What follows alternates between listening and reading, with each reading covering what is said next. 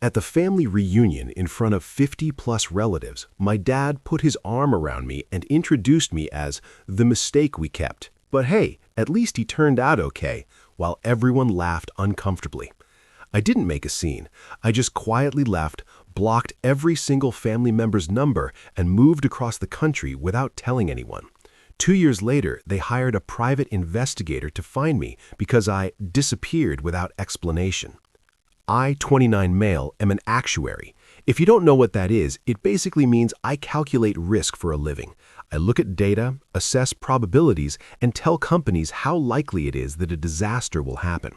I've always been the quiet one, the observer, the guy in the background doing the math while everyone else is having a good time.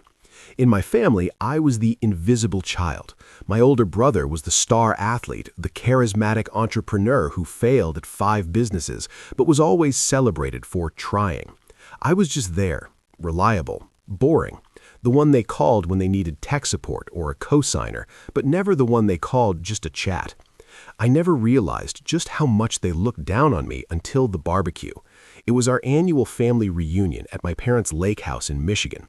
This place was massive, a sprawling estate my grandfather had built decades ago. It was the symbol of our family's status. There were about 50 relatives there that day. Aunts, uncles, cousins, second cousins, and a few neighbors who just wanted free liquor. I was 27 at the time. The setup was perfect. The sun was setting over the lake, casting this golden glow over everything. People were laughing, eating, drinking expensive wine. I was standing near the cooler, nursing a soda, trying to make myself as small as possible. I hated these events. I always felt like an outsider in my own family, but I showed up because that's what you do. You show up for family. My dad had been drinking since noon. He was holding court near the patio heater, a microphone in one hand and a scotch in the other. He loved an audience. He tapped the mic, the feedback screeching and silencing the crowd.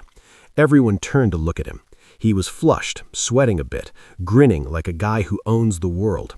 He started with the usual stuff, thanking everyone for coming, bragging about his boat, making a slightly inappropriate joke about my mom's cooking. Mom was standing off to the side, clutching her Chardonnay, smiling that tight, frozen smile she wears when she's stressed, but pretending to be the perfect hostess. Then Dad's eyes landed on me. He pointed a thick finger in my direction. "And there's my boy over there," he boomed. The whole party turned to look at me. I felt my stomach tighten. "You know, folks, when Mary and I got pregnant with him, we were barely 20. We were broke. We weren't ready." He let out this wet, heavy chuckle. "He was the mistake we kept. But hey, at least he turned out okay. Not in jail, right? Just boring." The silence that followed was heavy. It wasn't a funny silence. It was the sound of 50 people simultaneously cringing. A few of my uncles let out nervous chuckles, trying to break the tension, but most people just looked at their feet or took a sudden interest in their drinks. My face felt like it was on fire. It wasn't just the insult. I'd heard jokes like that before in private. It was the public execution of my dignity. He had called me a mistake in front of everyone I knew, reducing my entire existence to an error they graciously decided not to abort. My mom didn't stop him. She didn't look shocked. She just sipped her wine and kept smiling. That hurt more than the words. Her silence was an endorsement. I didn't storm up to the microphone. I didn't scream. I didn't throw a punch. I just felt this sudden, icy clarity. I set my soda can down on the railing. I looked at my dad, who was already pivoting to a story about his golf game, completely oblivious to the fact that he had just nuked his relationship with his son.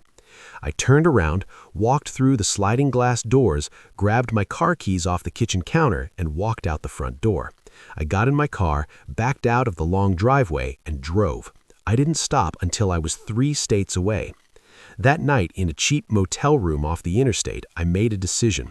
I blocked them, all of them. Mom, Dad, my brother, the aunts who laughed, the cousins who stared. I deleted my social media profiles, and I requested a transfer at work to our Seattle branch. Being an actuary means you can work pretty much anywhere, and my company was happy to move me. Within 2 weeks, I was gone. I didn't leave a note. I figured if I was a mistake, they wouldn't mind if the error corrected itself by disappearing. For 2 years, I lived in silence, and honestly, it was the best 2 years of my life. I built a routine in Seattle. I started hiking. I met a girl named Sarah who actually listened when I talked. I felt lighter, like a weight had been unstrapped from my chest. I assumed my family had just shrugged and moved on. I thought they were glad to be rid of the boring son. I was wrong. It was a Tuesday evening when the bubble burst.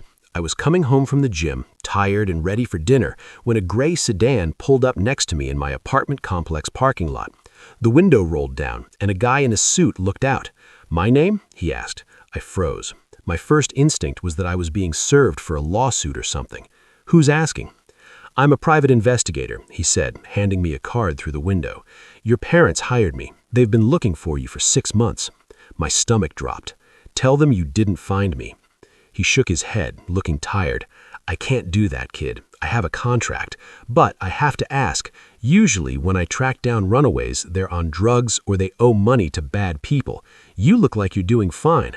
Why are they spending a fortune to find you?" "A fortune?" I asked. "Top dollar," the PI said. "They're desperate. They told me you disappeared without explanation, and they were worried you were having a mental breakdown. They said you snapped at a party." I let out a dry laugh. "Snapped?" I walked away. "There's a difference." "Well," he said, starting his engine, "I have to report the location, but if I were you, I'd prepare yourself. People who pay what they paid don't usually take no for an answer." I didn't call them. I called a lawyer. My old college roommate, Dave, is an estate attorney, and we'd stayed in touch. I needed to know if they could force me to do anything. Dave assured me that as an adult who hadn't committed a crime, I had the right to be left alone, but he warned me to document everything if they showed up. They showed up 3 days later. I opened my door on a Saturday morning to find my parents standing in my hallway. My dad looked older, his face ruddier than I remembered. My mom looked frantic, wearing a designer coat that cost more than my rent. "Oh, thank God!" My mom lunged for a hug. I stepped back, and she ended up hugging the empty air. "What are you doing here?" I asked, my voice flat. I didn't invite them in. "Is that how you greet us?" My dad barked, his old authority flaring instantly. "We've been worried sick. You vanish, you block us. We thought you were dead in a ditch." "I'm alive. You can see that. Now please leave." "We need to talk," my dad said, jamming his foot in the doorway so I couldn't close it. "It's important. Family business." "I'm not family," I said. "I was a mistake." "I'm the mistake you kept, remember?" My dad's face turned a shade of purple I hadn't seen since I scratched his car in high school. "That was a joke. You were so sensitive. You always have been. Look, we can't talk about this in a hallway." My neighbor poked her head out of her door down the hall. I sighed. I didn't want a scene. "Fine. 5 minutes." I let them in. They looked around my apartment with disdain. It was modern, minimalist, and clean, nothing like the cluttered, over-decorated museum they lived in. I sat in the armchair. They sat on the sofa. "Here's the deal," I said, checking my watch. "You have 5 minutes to tell me why you hired a PI to stalk me, and then you're leaving." My mom started the waterworks. It was a practiced cry. No actual tears, just a lot of noise. "We just miss you. We want the family back together. Your brother misses you." "Mom, stop," I said. "You don't hire a PI for love. You do it for business. Dad's foot is tapping. He only does that when he wants money. So what is it?" My dad sighed, dropping the concerned parent act. "It's the lake house." "What about it?" "We're selling it." I shrugged. "Okay, go ahead. I hate that place." "We can't," he muttered, staring at the coffee table. "Why not?" "Because," he said through gritted teeth, "your name is on the deed." I blinked.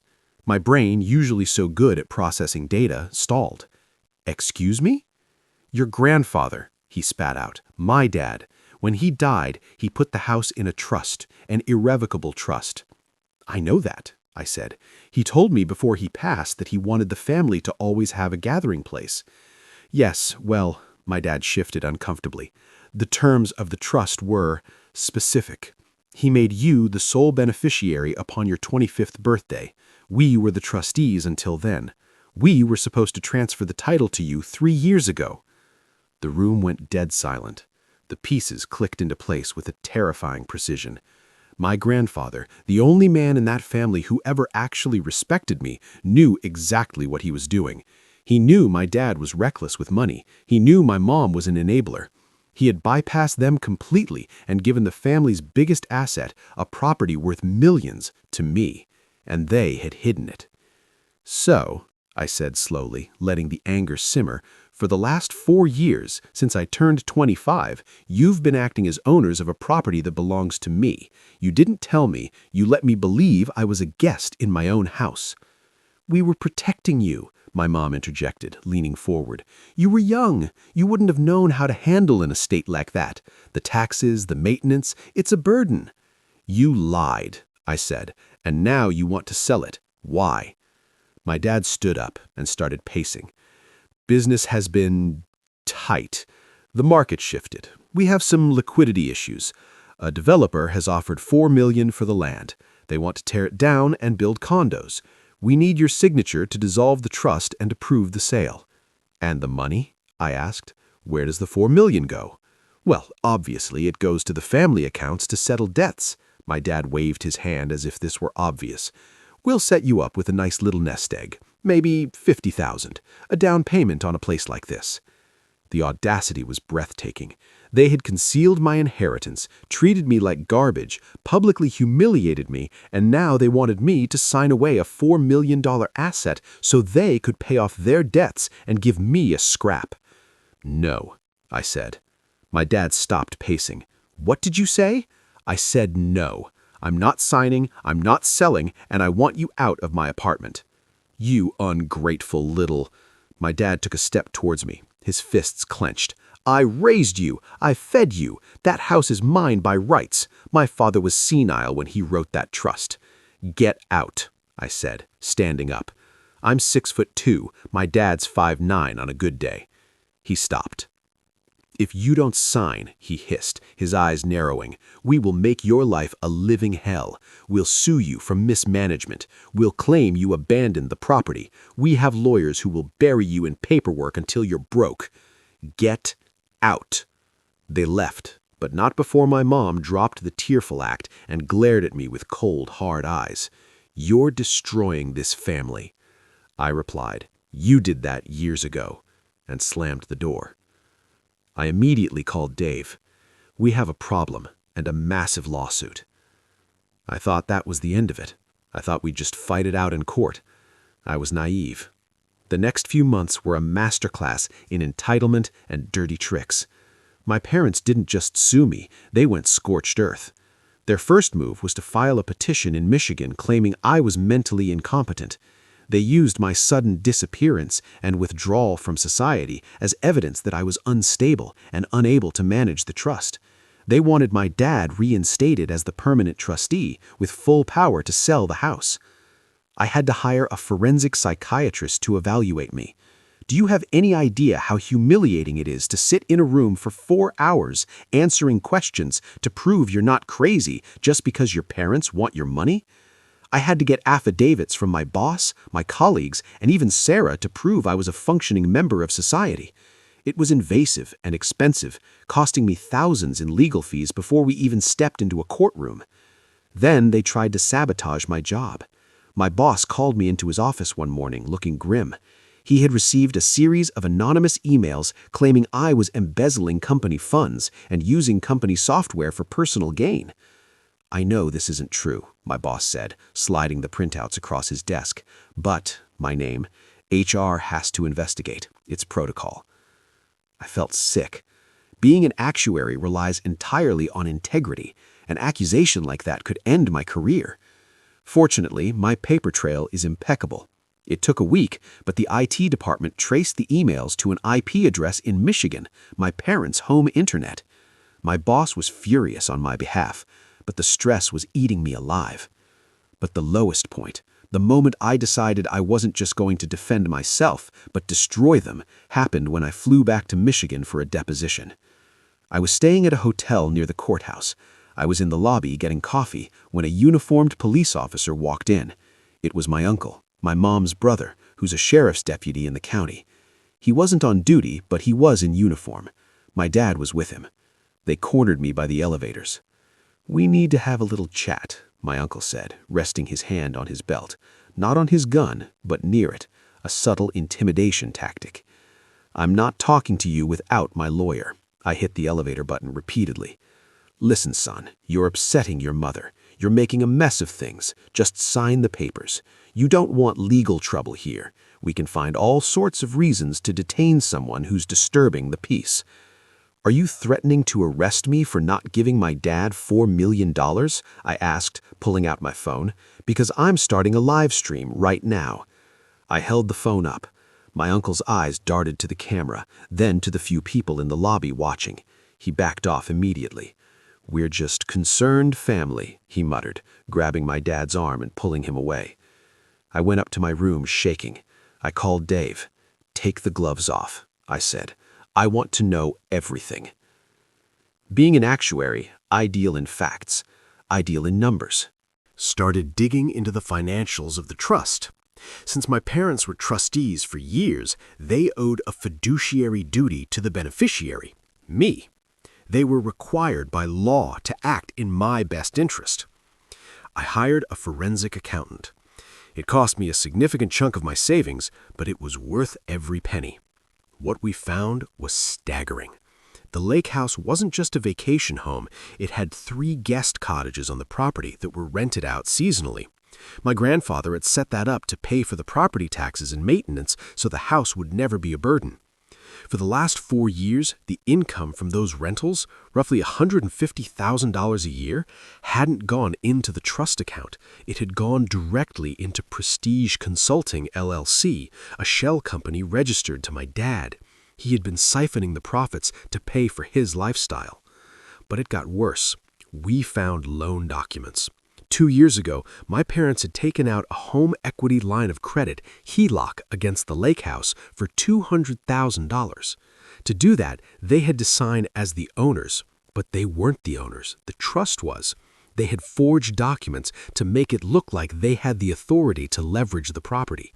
They had used that money to fund my brother's crypto investment firm, which had promptly collapsed. They hadn't just hidden the house. They had stolen nearly $500,000 of income and encumbered my property with debt. This wasn't just a civil dispute anymore. This was criminal fraud, embezzlement, bank fraud. We sat down for mediation 2 weeks before the trial was set to begin. The conference room was cold, smelling of stale coffee and furniture polish. My parents sat on one side, flanked by an expensive-looking lawyer who looked like he'd rather be golfing.